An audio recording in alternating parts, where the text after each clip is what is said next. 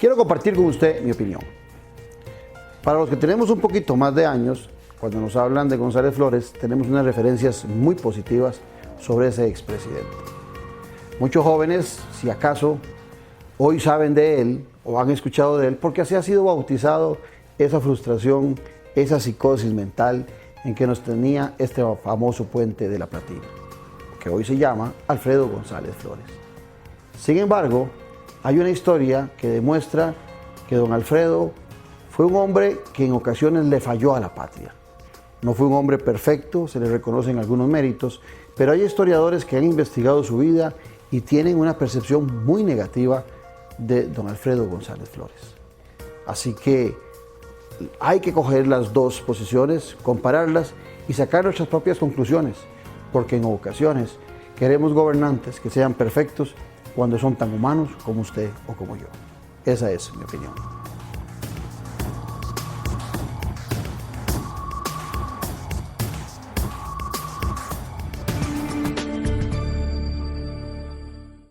Disfruta el volcán Arenal, todo incluido solo en Montaña de Fuego Resort & Spa. La magnífica sensación de aventurarse, comer delicioso y tomar lo que querás y cuando querás. Vivilo ahora con los paquetes especiales desde $75 por persona. Y es que de lo único que te tenés que preocupar es de descansar y desconectarte de la rutina diaria. No lo penses más, reserva ya. Llama al 2479-1220 o en www.montanadefuego.com.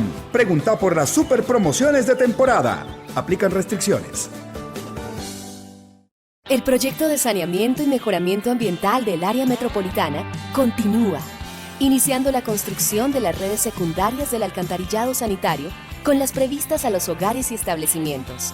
Es un proyecto indispensable para el país. Esta obra beneficiará la salud de la población, el ambiente y el desarrollo de los 11 cantones del área metropolitana al transportar sus aguas residuales a la planta de tratamiento. Gracias por su comprensión y colaboración para hacerla realidad. Hola, voy a explicar lo que no somos para que entiendan lo que sí somos. La Banca para el Desarrollo no es un banco, pero ayuda a la micro, pequeña y mediana empresa por medio de los operadores financieros identificados por todo el país. Por eso, si usted busca un crédito o parte de la garantía para sacar adelante su empresa, contacte ya a un operador. Somos Banca para el Desarrollo, oportunidades reales para proyectos viables. Restaurante Domenico, un ambiente casual y distinguido que le ofrece las especialidades de la gastronomía italiana, clásica y contemporánea, con variedad de ensaladas, carnes y pescados, así como deliciosas pastas frescas hechas en casa y un amplio surtido de pizzas, postres y los especiales del chef. Contamos con un área privada para sus eventos y reuniones. Tenemos amplia zona de parqueo. Le esperamos todos los días de la semana a partir del mediodía. Visítenos en Plaza Antares, frente a la Rotonda de la Bandera.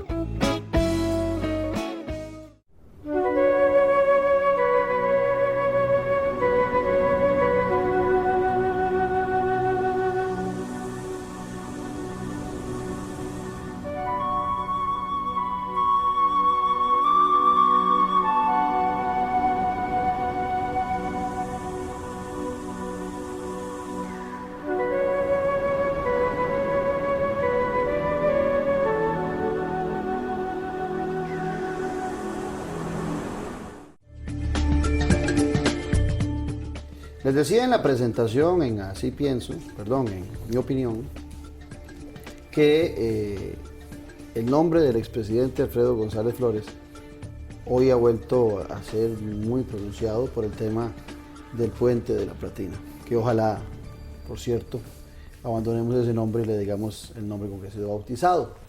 Pero hay historiadores que nos llevan y nos ubican en la historia, en la verdadera dimensión, a algunos políticos, a algunos gobernantes, en donde la historia no está siendo exacta con sus méritos. Para eso hemos invitado el día de hoy a Raúl Arias Sánchez, quien es historiador y que ha estudiado a profundidad el tema de don Alfredo González Flores. Un gusto tenerte aquí, Raúl. Muchas gracias, Claudio.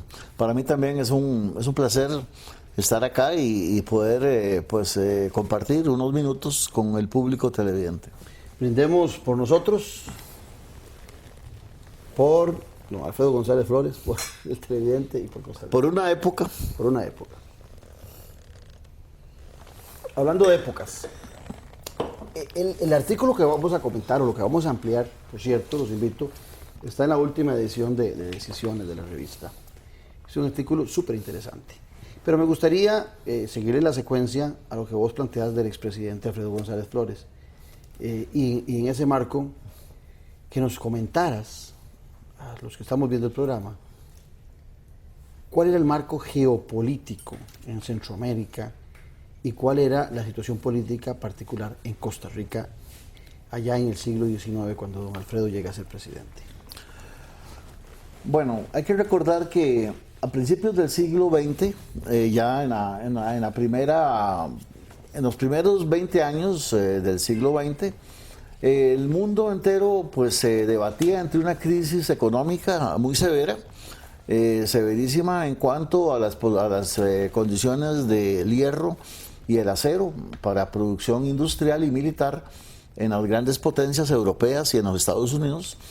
De manera que eso desencadenó al fin y al cabo pues la ambición de una potencia emergente como Estados Unidos y de las viejas potencias europeas como Francia e Inglaterra para poder tener los yacimientos, sobre todo de hierro, que quedaban en el sur de Asia y en África. Y eso pues desencadenó al fin y al cabo pues las desavenencias con el mundo de la recién fundada Unión Soviética en 1917 y la Primera Guerra Mundial que inició en 1914. De manera que el contexto mundial evidenciaba una crisis también para todo el tercer mundo, que llamaríamos hoy, y Centroamérica pues no fue la excepción. En Centroamérica, a partir de 1900, un poco antes, 1896, comenzamos a tener una crisis muy severa en los precios del café. Comenzamos a tener una disminución importante en los recursos económicos producidos por las exportaciones cafetaleras. Y para 1913, cuando se dan el proceso electoral, en el cual pues ninguno de los candidatos que estaban en ese momento vigentes obtiene el 40%. Eran tres, ¿verdad? Eran tres candidatos, sí, que eran don Máximo Fernández, el doctor Carlos Durán y el expresidente Rafael Iglesias. Eran Todas figuras connotadas en sí, los tres eran los tres gallos más grandes que existían en la política de fines del siglo XIX y principios del siglo XX. El doctor Durán pues había sido un gran presidente por 6 meses.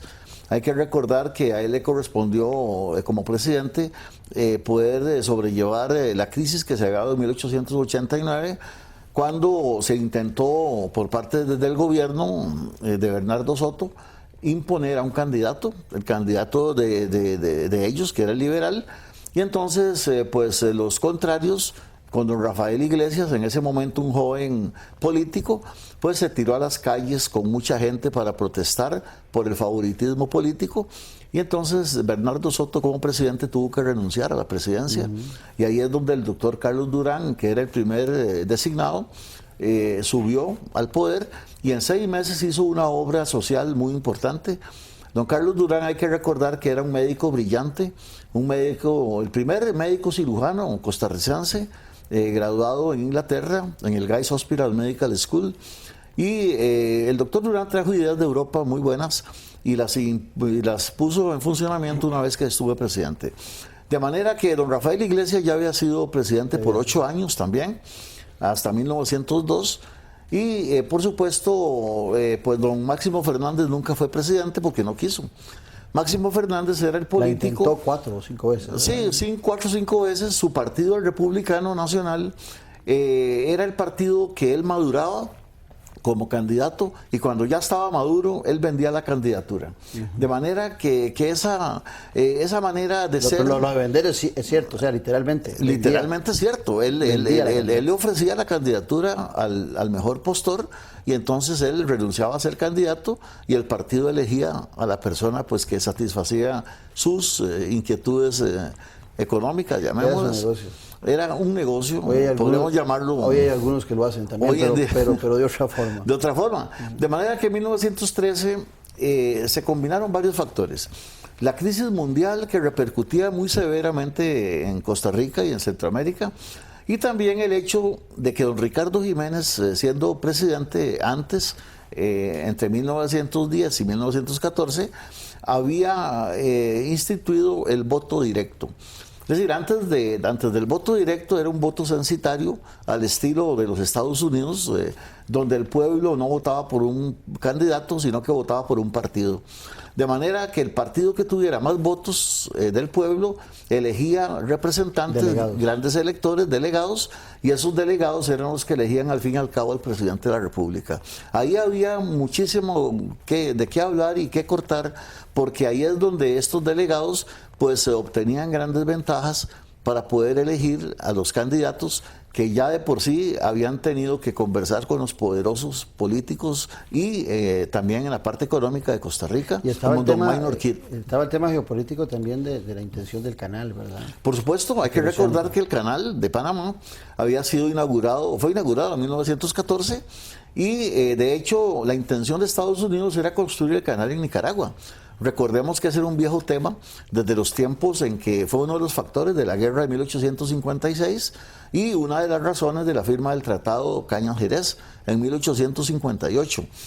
De manera que los dos canales... Resumo lo tuyo, habían intereses de potencias con billetera, sí, muy fuertes en Centroamérica. Sí, Estados Unidos, Inglaterra y Francia luchando por Centroamérica. Ya había un voto que era relativamente directo, pero con delegados, establecido por Ricardo Jiménez. Así es. Y habían 3 candidatos que ninguno había ganado. Vos decís que de ese escenario sale un presidente sacado del sombrero. Claro, porque ninguno de los 3 candidatos obtiene el 40%, que era lo que requería la Constitución política para ser presidente. Y hay que recordar que el voto directo no era secreto, era solo directo, de manera que era un voto público. Sí. Y un país de campesinos y gamonales, como era Costa Rica, donde todos los grandes cafetaleros, los grandes ganaderos tenían su candidato. Se pueden quedar sin trabajo, sí. Claro, entonces cualquier peón que los llevaban a votar como ganado, es decir, por centenares los llevaban a las escuelas donde votaban, y entonces el patrón decía, aquí traigo a todos estos para que voten por don Rafael Iglesias, ¿verdad? O por don Máximo Fernández, o por el doctor Durán. De manera entonces que eso era uno de las condiciones que hizo, en mi opinión, que la gente votara poco. Es decir, al ser un voto directo y público, pues los electores se sentían cohibidos para votar. Entonces la elección no llegó al 40% para ninguno de los 3 candidatos, y ahí es donde tuvo que intervenir un personaje que no estaba en política, que era Federico Tinoco Granados. Federico Tinoco es el artífice de la gestión o del contubernio que se hizo entre los 3 partidos que habían participado para poder elegir un candidato de consenso que fuera neutro. Mediador entre Máximo Fernández, entre Carlos Durán y entre Rafael Iglesias. Entre Rafael Iglesias. Los 3 estuvieron de acuerdo en la propuesta de Federico Tinoco. Federico Tinoco era un militar. O sea, era miembro de una de las familias más ricas de Costa Rica. Eran los dueños de Juan Viñas, del principal ingenio azucarero de Costa Rica. De manera que él había estudiado en una academia militar en Francia y en Bélgica, y luego en West Point, en los Estados Unidos, lo mismo que su hermano Joaquín. Eran 2 costarricenses privilegiados de la élite, pero ninguno de los 2 se había interesado en la política. De manera que Federico se le ocurrió que podía ser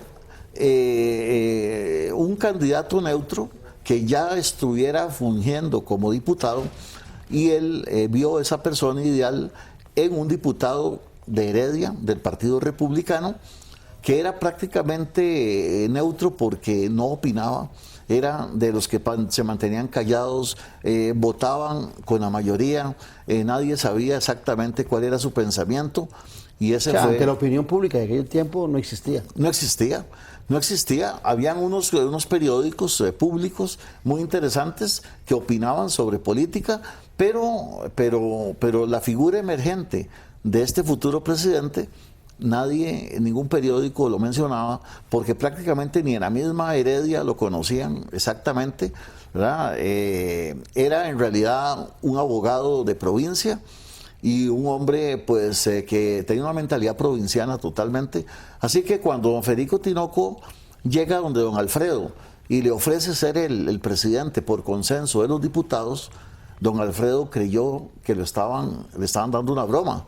Y decía, miren, Federico, mejor vaya y déle esa broma a otro, porque yo no estoy acostumbrado a que me bromen de esa manera.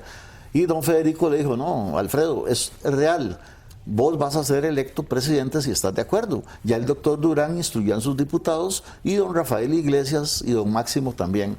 De manera que pasado mañana le dijo, todos ellos van a elegirte como presidente de la República por consenso del Congreso de la República.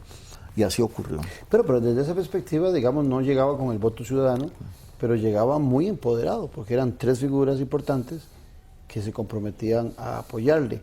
Cuando empiezan los conflictos de él con estas 3 figuras, porque inclusive, en la misma lectura que hacemos de tu artículo, hasta su promotor, Federico Tinoco, le termina retirando a Alfredo González Flores el apoyo. O sea, ¿cuáles son los elementos que empiezan a generar ese distanciamiento de esta figura? Don Alfredo comienza ciertamente su gestión como presidente de Costa Rica con el apoyo de todos los partidos políticos. Los políticos, la clase política y la clase industrial de exportadores e importadores que no lo conocían, era una figura absolutamente oscura en la política, pues depositaron la confianza en él, en el sentido de que iba a atender las recomendaciones como presidente para poder gobernar de acuerdo a los criterios de los 3 partidos políticos. Entonces, ¿cómo conducir Costa Rica en una crisis metida dentro de la Primera Guerra Mundial en 1914, donde ya se sabía que las materias primas no iban a llegar porque los Estados Unidos le brindaba todo el apoyo a Inglaterra? Estados Unidos entra a la guerra en 1917, pero de 1914 ya destinaba todos los recursos de materias primas, hablo de combustibles, de acero, hacia Inglaterra y hacia Francia, que eran sus aliados. Así que Costa Rica comienza a padecer una gran crisis de materias primas, por tanto nuestros industriales se ven obligados a cerrar empresas, a disminuir la producción, a despedir trabajadores, y don Alfredo pues tiene la mentalidad de que él apoya al Kaiser alemán. O sea, él tenía un liberalismo germánico y para él Alemania tenía la razón. De manera que como presidente lo primero que hace es nombrar asesores alemanes que vivían en Costa Rica, pero son sus asesores y solo a ellos él obedece y le hace caso en cuanto a los proyectos. De manera que alemanes como Juan Kümpel, que era uno de los alemanes más reconocidos, un empresario alemán, también don Wilhelm o Guillermo Peters y otro señor que era Emil Spahn, que era un pintor famoso. Esos eran los 3 asesores que tenía González Flores. No tenía asesores costarricenses, de manera que él era un liberal al estilo de la filosofía política alemana, y él decía que los Estados Unidos era un imperialismo que ya había tomado Nicaragua, que ya había tomado Honduras, que era una satrapía que querían tomar todo Centroamérica. Un anti-yanqui declarado. Pues no era ninguna mentira. En realidad, Estados Unidos a su manera pues pretendía tomar Centroamérica. Recordemos de los tiempos de don Juan Rafael Mora. Es decir, Centroamérica era ambicionado por el canal interoceánico. De manera que para Estados Unidos eso éramos. Éramos una posible forma de poder llevar todo un poder geopolítico, ¿verdad? Hacia esa beta, digamos, de ubicación de ese gran país como la primera potencia mundial. Claro, pero por supuesto un presidente de la República de Costa Rica no podía asumir posiciones tan radicales, ¿verdad? Y sobre todo que antes no se le conocían. Es hasta que llega a la presidencia que él comienza a expresarse de esa manera y a ver qué proyectos toma de los que ya había dejado don Ricardo Jiménez.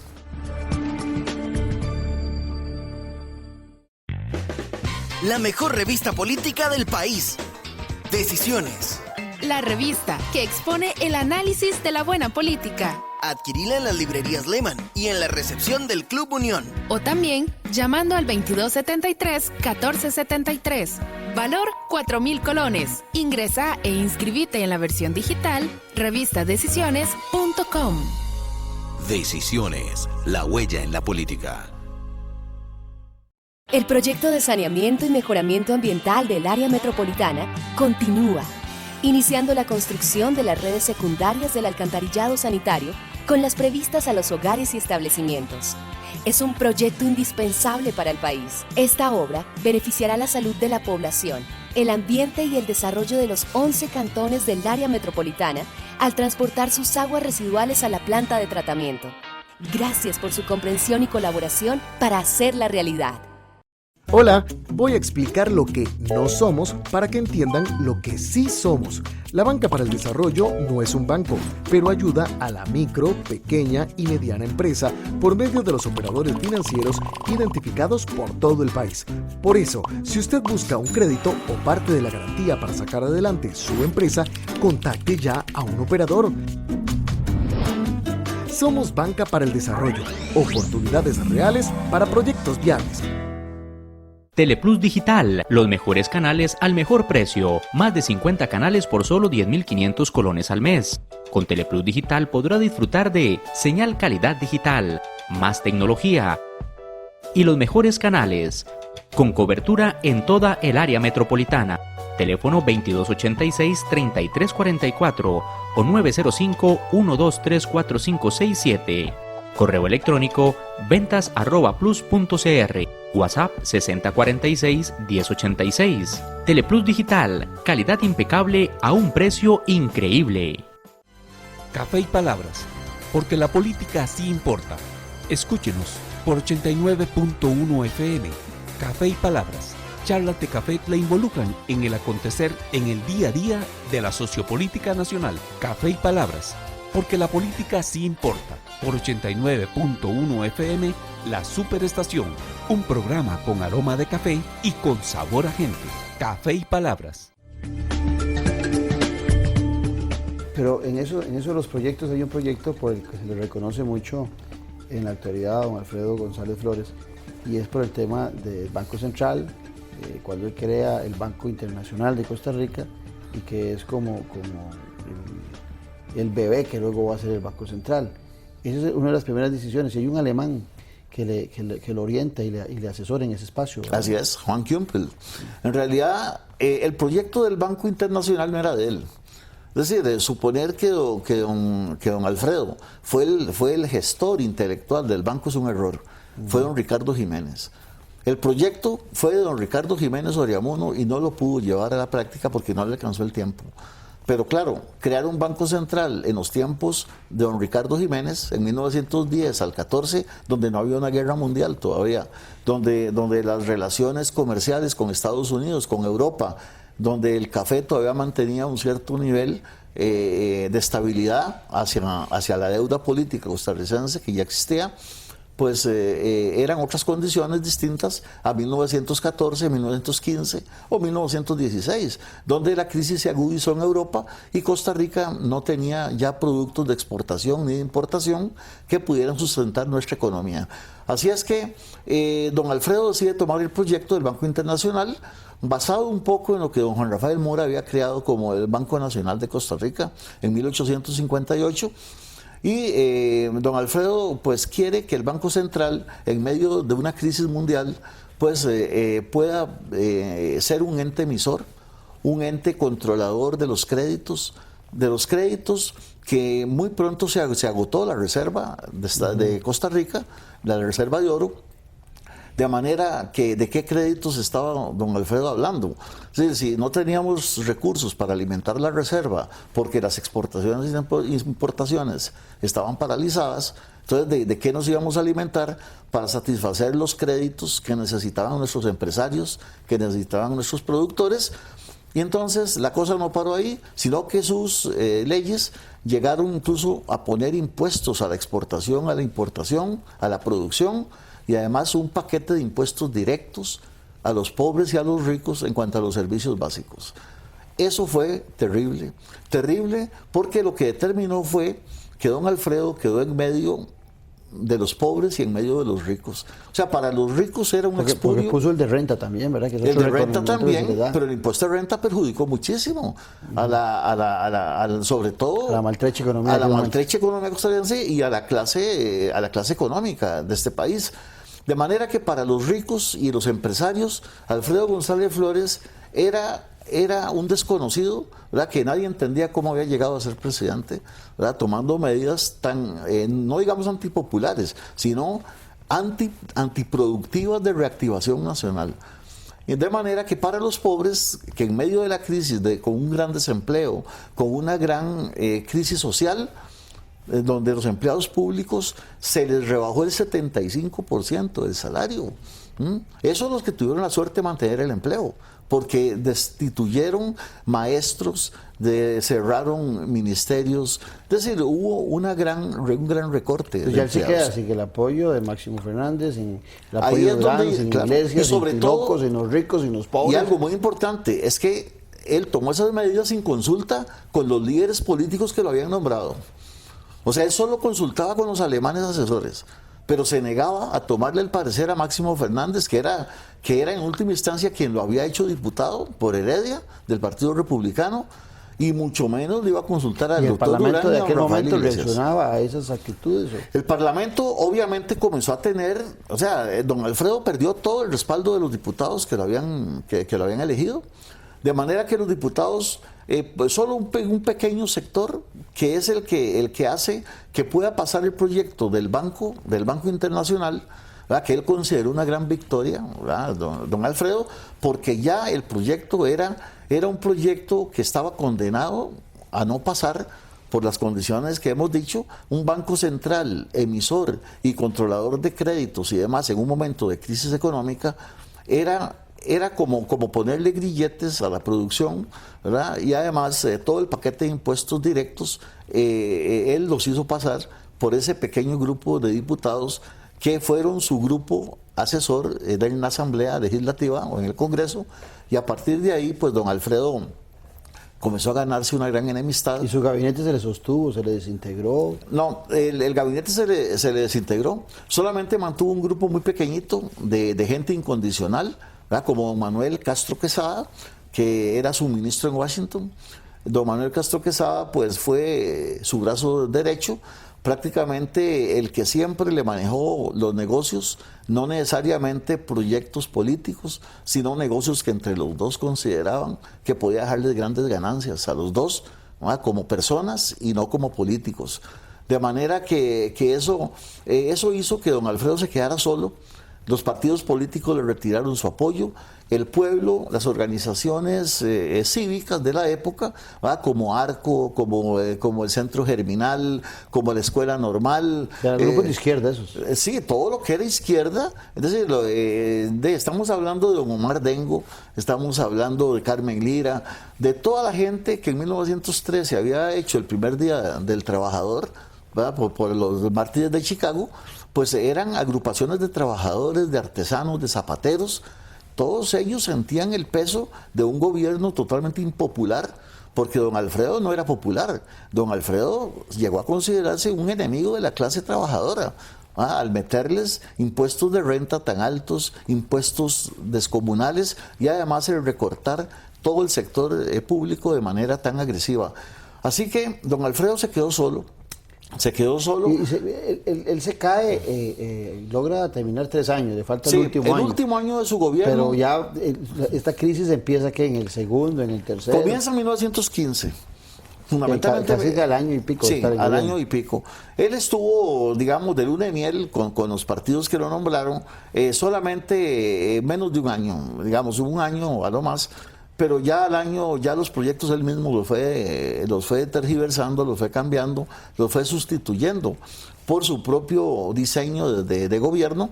Y ahí es donde él pues comienza a tener graves problemas, se va quedando solo poco a poco, un pequeño grupo de gente que lo apoyaba en todo, muy pequeño. Y ahí es donde prácticamente se gesta un famoso, la única tabla de salvación que a Costa Rica le quedó en un momento fue un contrato petrolero con las empresas norteamericanas que querían explorar el petróleo en Golfo Dulce y en la zona de Chiriquí, en Panamá. Ajá. De manera que la Standard Oil de los Estados Unidos designa por medio del secretario de Estado, Brian Jennings, para nombrar a un experto abogado en negocios petroleros, que era Leo Grulich, un gran abogado, para que viniera a Costa Rica y le propusiera a Alfredo González Flores hacer un convenio petrolero que le permitiría a Costa Rica ganar muchísimos millones de dólares con solo los derechos de exploración petrolera en Golfo Dulce, y lo mismo que habían hecho en Panamá. Panamá había aceptado, de manera que la zona de Coto Colorado, que era una zona que el límite entre Costa Rica y Panamá no existía, era un límite indefinido, no se sabía dónde era Panamá y dónde era Costa Rica, de manera que Leo Grulich vino y se firmó el Tratado Pinto-Grulich. Eso fue en 1915.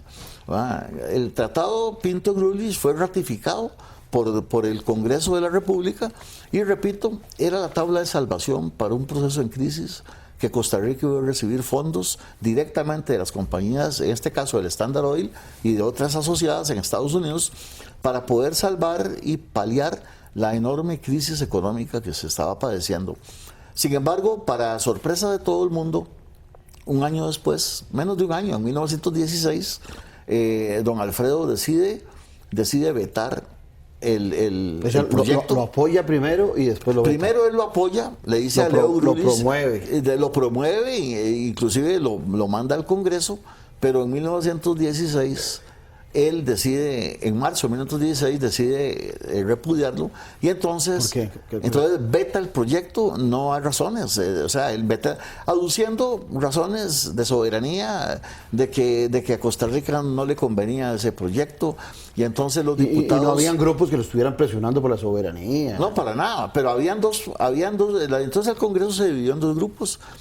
Un grupo muy pequeño de los que apoyaron el veto del presidente, y un grupo muy grande de diputados junto con los políticos de los partidos que estaban esperanzados en que el proyecto caminara y que se pudiera realizar la exploración petrolera para saber de una vez por todas si Costa Rica tenía petróleo o no.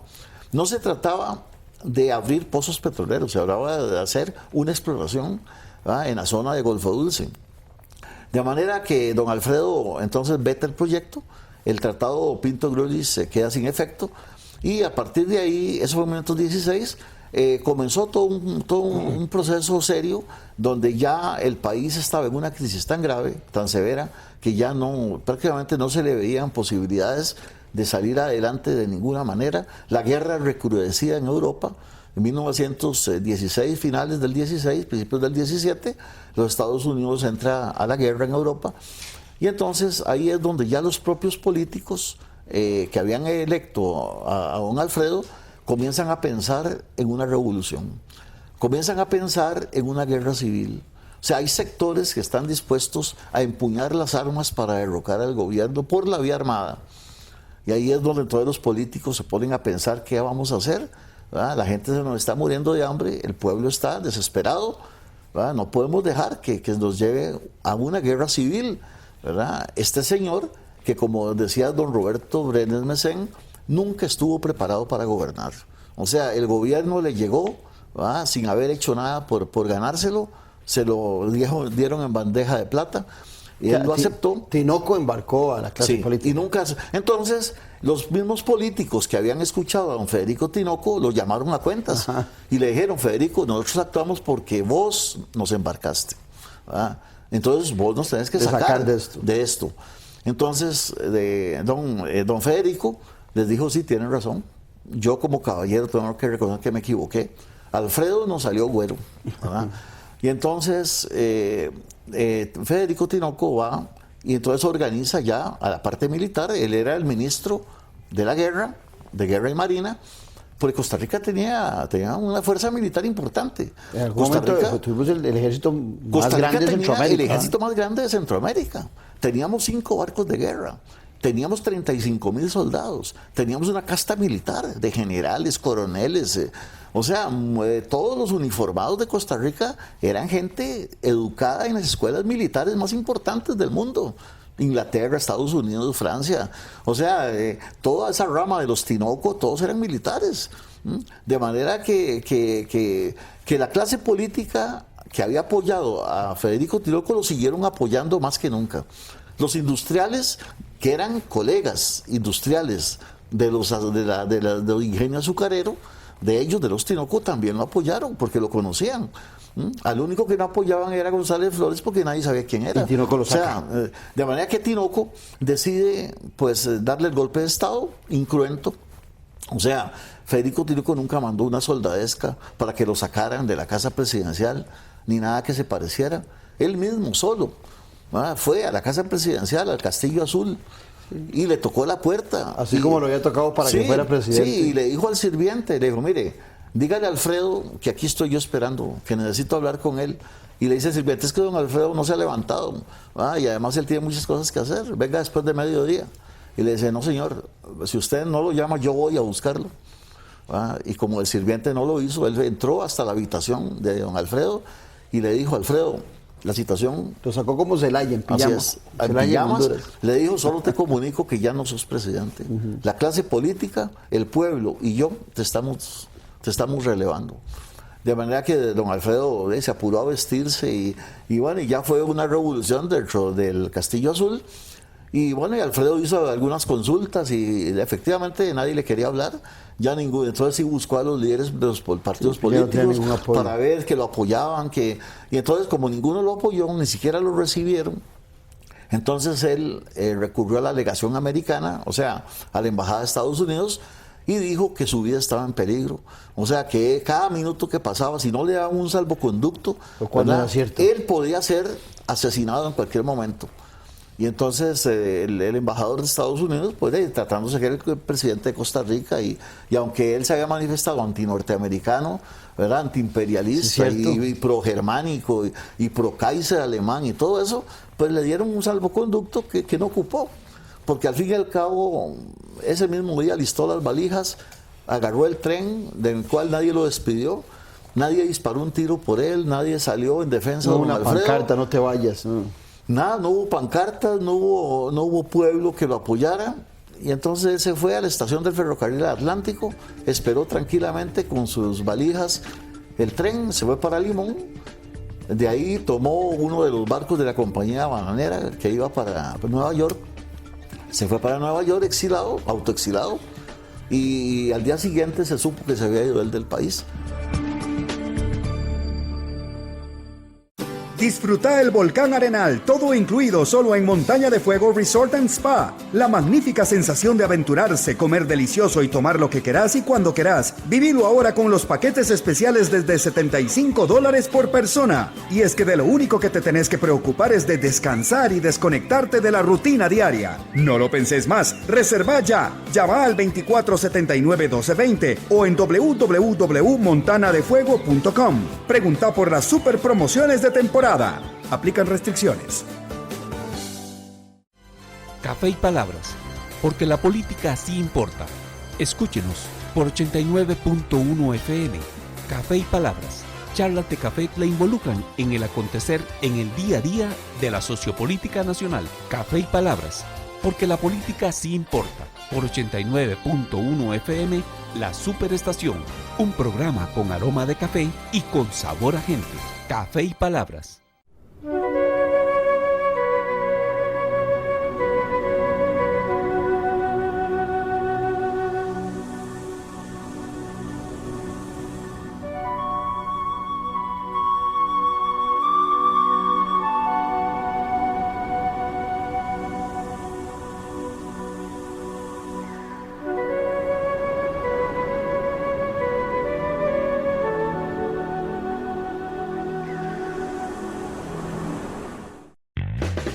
La mejor revista política del país. Decisiones. La revista que expone el análisis de la buena política. Adquirila en las librerías Lehman y en la recepción del Club Unión. O también llamando al 2273-1473.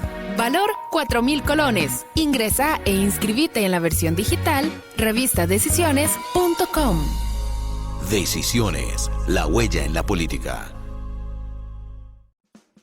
Restaurante Doménico, un ambiente casual y distinguido que le ofrece las especialidades de la gastronomía italiana clásica y contemporánea, con variedad de ensaladas, carnes y pescados, así como deliciosas pastas frescas hechas en casa y un amplio surtido de pizzas, postres y los especiales del chef.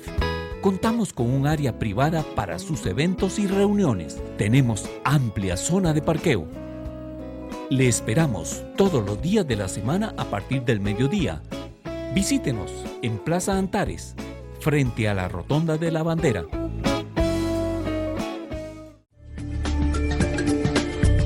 Pero allá en Washington o en Nueva York mantenía...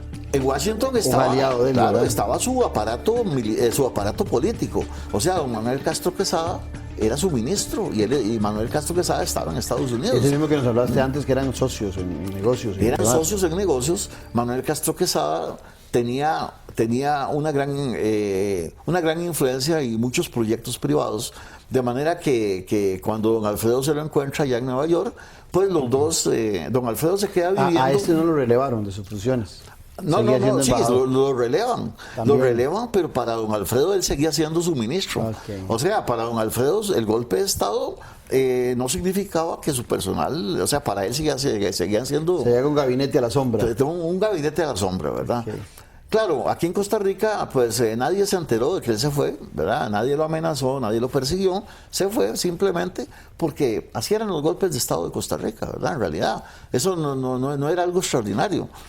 Y don Federico Tinoco lo primero que hizo fue asumir él el puesto transitorio mientras se hacía la nueva constitución política. La constitución política de 1917 se considera, los abogados consideran que es la mejor constitución que se ha hecho en toda la historia de Costa Rica. O sea, los principales abogados de este país se ofrecieron voluntariamente a mejorar y a salvar a Costa Rica de la crisis, sacarla de esa situación tan grave en la que Alfredo González Flores había metido al país, de manera ¿Pero que... se engolosinó Tinoco o qué pasó? No, don Federico Tinoco fue recibido por 100,000 personas, nunca se ha visto una manifestación más grande en el Castillo Azul. Todas las clases populares concurrieron a la Cuestemoras para darle y felicitarlo porque era el que se atrevió al golpe de Estado y era el nuevo presidente provisorio mientras se hacía la constitución política. Pues bien, la constitución política tardó alrededor de 3 meses en hacerse.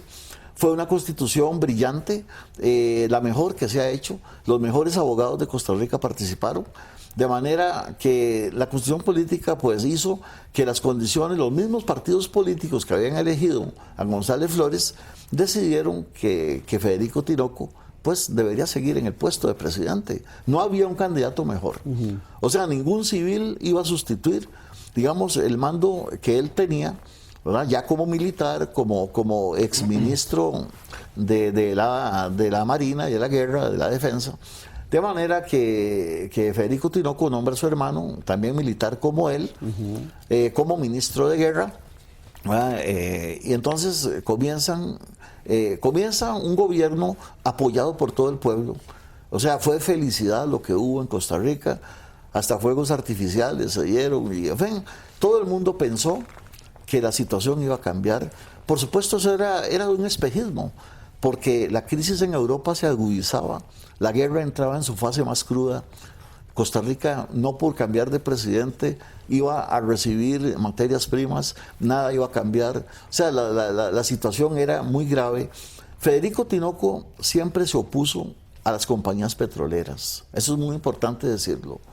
Federico Tinoco, como presidente de Costa Rica, siempre estuvo en contra de que las compañías petroleras vinieran a adueñarse de Costa Rica. Y así se lo manifestó al señor Lansing, que era el secretario de Estado, ¿verdad? Después de Brian Jennings.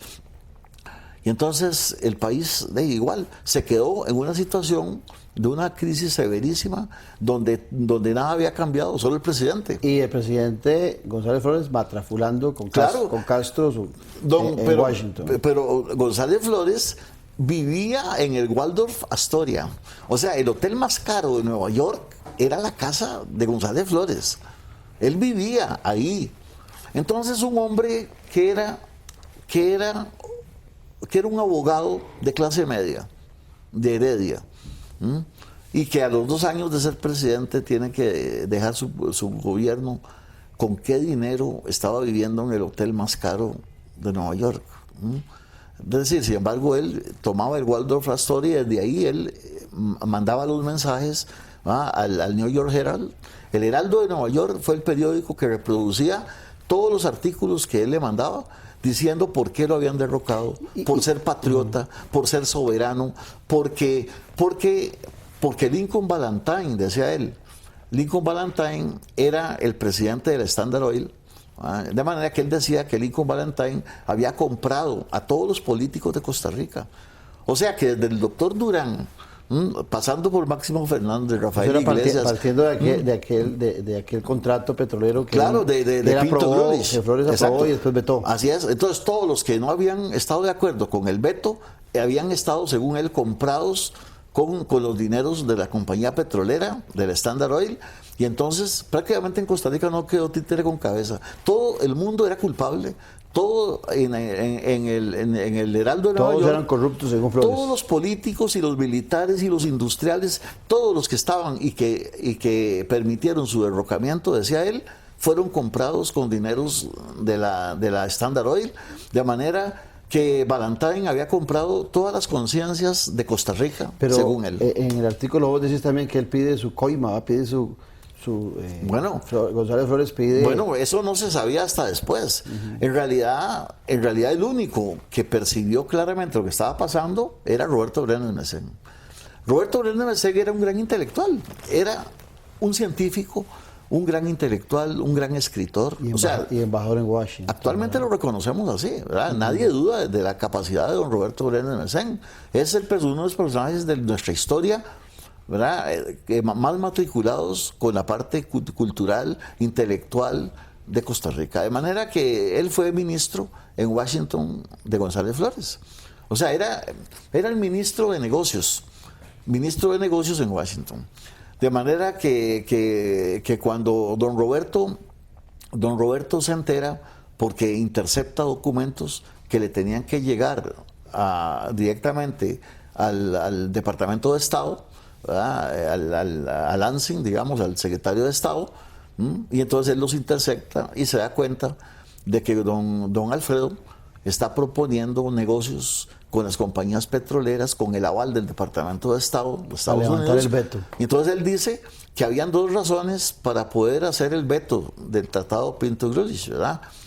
El primero era poder negociar él, o sea, de forma más directa, por decreto, ¿verdad?, en un momento determinado, la exploración petrolera a cambio de un pago personal que la empresa le hiciera a él, ¿verdad?, en dólares, y que entonces él iba a renegociar toda esa exploración petrolera. Era una cosilla la que pedía, ¿verdad? En aquella época era $3 millones. Sí, era una cantidad astronómica la que él pedía. Y además él proponía no le darían un adelanto y por eso estuvo en el famoso hotel este, ¿no? No, bueno, no se sabe si ya estaba disfrutando de algo de eso, ¿verdad? Sin embargo, él con las declaraciones en el Heraldo de Nueva York, obviamente tuvo una gran respuesta por parte de Lincoln Valentine, ¿verdad?, quien siempre, en todo momento negó que él hubiera comprado ninguna persona, ninguna conciencia en Costa Rica, ¿verdad? O sea, que el único que mostró siempre interés en llegar a un negocio con él era González Flores. Y pidió un golpe de Estado al presidente Wilson. Sí, entonces, sí, González Flores llegó el momento en el que pidió al presidente Wilson que lo restituyera, como él lo había hecho, como ya lo habían hecho los norteamericanos en Nicaragua. O sea, que a fuerzas de Marines mandaron un barco cargado y sin ningún apoyo en Costa Rica. Y que lo repusieran en el puesto, para garantizar que Costa Rica iba a estar del lado de los Estados Unidos. O sea, Totalmente. De nazi pasó a yanqui. Sí, olvidándose de su época de presidente, que más bien era antinorteamericano. O sea, en otras palabras, todos, cuando uno lee un folleto que se llama El caso de Costa Rica, que fue escrito por Lincoln Valentine en 1919, pero don Roberto Brenes Messen le hace la introducción. Don Roberto Brenes Messen... A ese libro. Sí, a ese libro le pone palabras explicativas.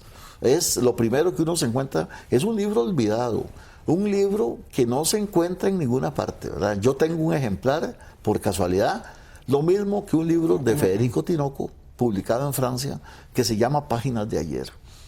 Páginas de ayer es donde Federico Tinoco cuenta cómo él hizo a González Flores presidente, ¿verdad? Y todos los antecedentes de por qué derrocaron a González Flores y por qué lo derrocaron, o sea, y qué pasó con él después, ¿verdad?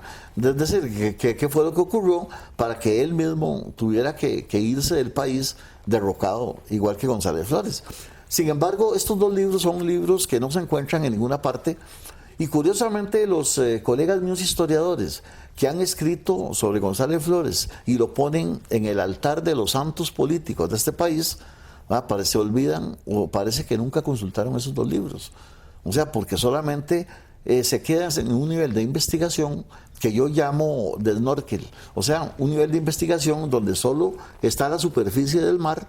Entonces, un snorkel es el aparatillo ese sí, pero el de 1 metro. Solís es colega tuyo, es historiador. ¿Quién, perdón? El presidente Solís. Por supuesto, Que pero yo creo, con todo respeto para nuestro presidente, a quien conozco, admiro y reconozco como colega, ¿verdad? Desde hace muchos años lo conozco. Yo creo que él le puso ese nombre sin pensar exactamente, o sea, él nunca ha investigado la figura de González Flores. Yo creo que el presidente Solís se está haciendo eco de los libros que han hablado de González Flores y que lo tratan como un santo por una simple razón, porque fue derrocado supuestamente por intereses petroleros oscuros de los Estados Unidos. Entonces, los colegas míos que heredaron pues las ideas de izquierda de los años 70 y todo eso, que todavía quedan muchos, pues son los que han visto en González Flores una figura que hay que resaltar, destacar, como el presidente. De aquel tiempo claro, lo rechazó. Exacto. ¿Por qué? Porque el antiimperialismo norteamericano, que todos recordamos en la UCR, ¿verdad? Ciencias sociales, el que no comulgaba con las ideas de izquierda lo echaban de la facultad, ¿verdad? De historia o de antropología o lo que fuera, porque estaba al servicio de los intereses imperialistas. Pero bueno, yo pienso eso, pienso que el presidente le puso el nombre al Puente de la Platina, pues porque es lo que él ha leído de esos libros.